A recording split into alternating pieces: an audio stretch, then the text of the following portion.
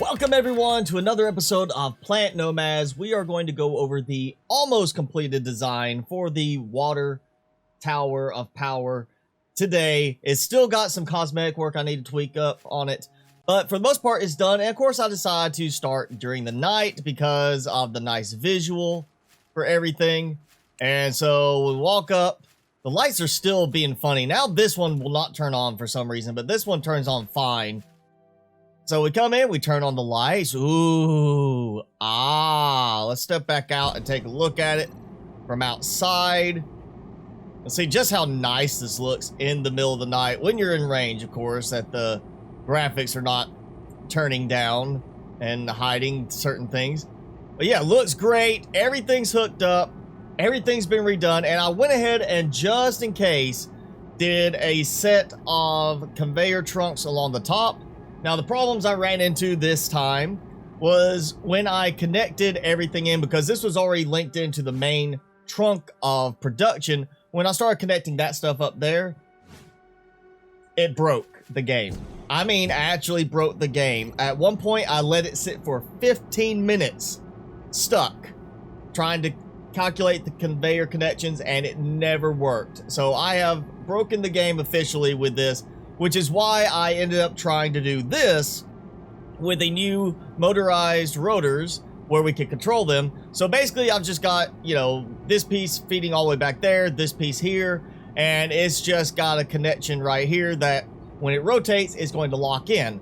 And the interesting thing I found is that that doesn't seem to have a problem, other than the fact that when you do this, you know, I have to use certain buttons. If you assign certain buttons to it, it won't work. So I've got things like I assigned M to it, and every time I used M, it brought up the map instead of turning it. So it seems like they would have fixed that before doing the motorized buttons with the key binds, and that didn't even turn all the way I want it to turn. So that's it. There's basically a very small stutter as each piece connects in. You get this, I mean, not a stutter like a minute or 4 minutes. I mean like a little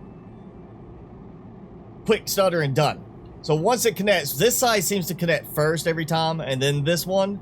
And I tried to make it where I don't have to guess on how far it's going, but I think I could have probably put this a little bit further out to make that work. So it works, it connects everything in.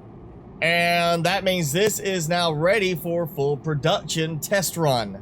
And of course, to help everybody out, I am placing 6 support pieces into the ground on this. So when you build it in your game, you'll be able to just embed it into the ground. Hopefully, I mean, if you're gonna build it deep enough, I guess I could dig this out and add more underneath, but you know, you really shouldn't have to worry about building it that deep in the water. Just as long as you have enough clearance in the water for it to work, then you should be fine.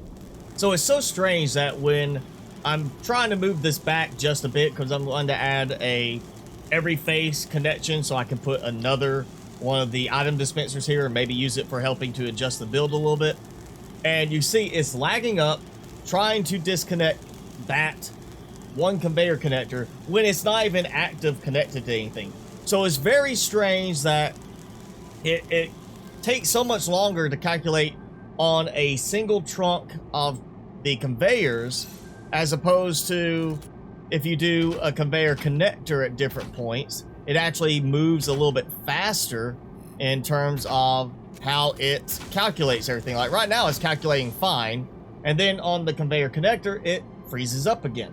So getting to mess around a bit more with the motorized rotor, it works really nice for a certain set of things. However, the idea that when you bind keys to it and those keys perform some other function like M does, it still uses the other function. That does cause a problem. If you use something like 1 or 2, it can cause problems with it trying to select something to build from what I've seen in my testing. So I don't want to use this method on everything, which is why I think I'm still going to try to build some sort of setup here to make use of a hover pad.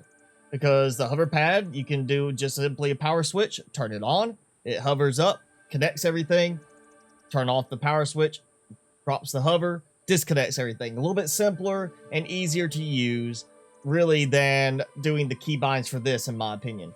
Yeah, it bounces. All right, so that's how high I need it to sit to go exactly flat on this. So, yeah, I would have to just basically build down and build something off of that. So what we'll be doing is something like this so that it connects off of that. And then we have, you know, the conveyor connector on top, and then do the hover pad underneath. If I can get it to line up. That is a problem once you've got it dropped. It doesn't want to... It doesn't play nice at angles, really. And there we go. And just, again, have to set it to that. All right. So I'll raise it up, and basically what I'm wanting to do is have that be the interim connection between two other conveyor joints, or conveyor connectors. So you'll have one on this side, and one on this side that don't connect with each other, and that one connects them in the middle. And then all I have to do is come over here, turn it off, that's down, turn it on. It will, of course, smack into the underside of the platform above it and work. So after a bunch of testing and finally figuring out exactly how I need to place it to get it to work right, it won't let me place the hover pad here. Like, it won't connect on that piece of conveyor for some reason. And it's getting really, really irritating now. It's like, that works, but that doesn't work. And it did this before when I was like just one block below, and it's like, nope, can't place there for some reason. And I'm thinking it's gotta be something to do with maybe, you know, it's gotta be something to do with the proximity there. So let's just move out further. One more. Means, of course, I have to extend the lower blocks a little bit further. Yep, that's it. You see how much stuttering I'm getting, even just building in this area now. I did not have before. So it's not something just with the conveyor system and the items. There's other problems still with the performance of the game right now. Especially just for some reason in this area. And it's just randomly stutters now. Alright, so let's... If I ever get this to line up right, I should have this finally connected and hopefully ready to go, where we can trigger a section of conveyor on and off. All right, for some reason, that one's already triggering from that connection. So that's not working quite the way I wanted it to. All right, so in this case, that's off. Everything's set right. We're going to turn this on. And... oh, we got stutter. That might just be the normal stutter, or it could be... Nope, it is connecting everything. So, if that is the only stutter I get from using the conveyor connectors, that is the fix temporarily, at least till they ever get around to fixing the real problem. And it looks like it's working right, because it's taking a long time to open up the storage system. So if this is not working, it should only be the two large containers that are sitting here side by side, but instead I have access to everything. So that works. And if I disconnect, that's the entire stutter. Instead of sitting for like 3 minutes, 4 minutes at times, when I tear out a piece of conveyor, I can just now go bam, tiny stutter, and everything's connected. So apparently the conveyor connectors do not suffer from the same problems that the main conveyor system does. And that actually looks a little low, but that might just be it bouncing a bit. Let's try going one higher. Or, you know, I bet that's what it is. I bet I need to go out. And there's that random stutter just from building. There it is. All right, so that is the height level I need it to be at, instead of the lower one, to get it perfectly set. So I'll take all this out, and there we have it. Perfectly balanced all the way to the top. And that is 1, 2, 3, 4, 5, 6. I think, yeah. 1, 2, 3.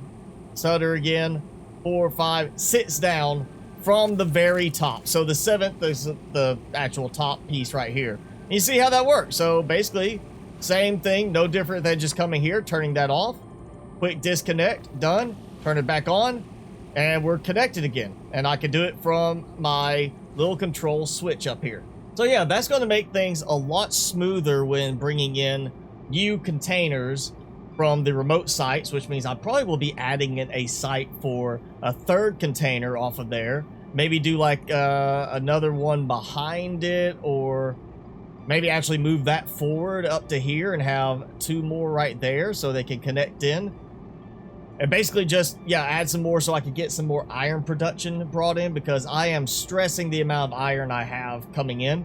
And speaking of the containers from remote sites, I've run into a big problem. The mag lifter, nothing wrong with the magnetic function, but something in the design will not let it stay sitting on that flat landing pad. Even without any railings around it on the other pad, it flips off pretty much every time I load the game now. And there you go, like that.